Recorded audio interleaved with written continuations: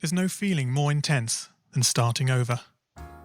If you've broken your Scratch project moments after you've shared it, as I have, or you spent hours working on a project only to notice too late that one of your sprites has unexplainably gone missing.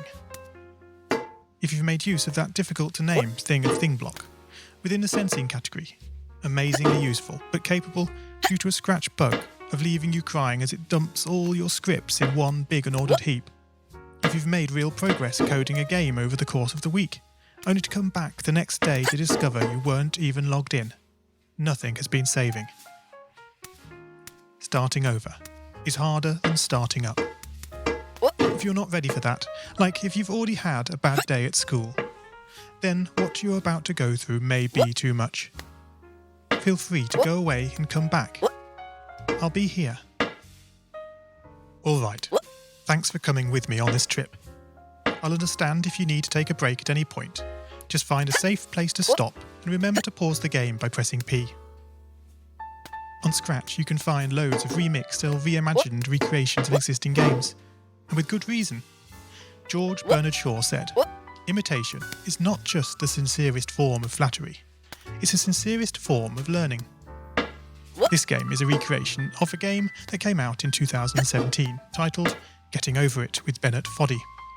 That game in turn was a homage to a free game that came out in 2002. Both games involved dragging yourself, using a hammer, up a mountain assembled from assets and objects sourced from many other games.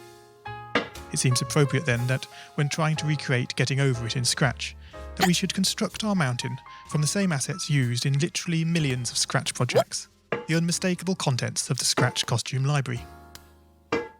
Unlike Unity or Unreal, Scratch does not provide you with a built-in physics or 3D rendering engine. There's no state-of-the-art debugger, you can't even pause your scripts. We are forced to program old school. Our experience capped at 30 frames per second on a 480 by 360 pixel stage.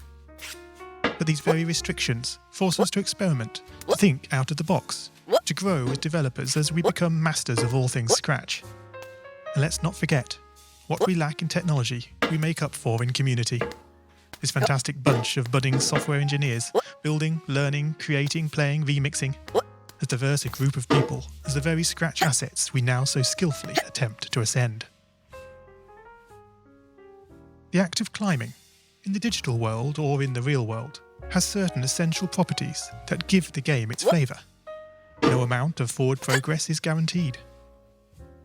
When you start Getting Over It, you're standing next to a dead tree, which blocks the way to the entire rest of the game.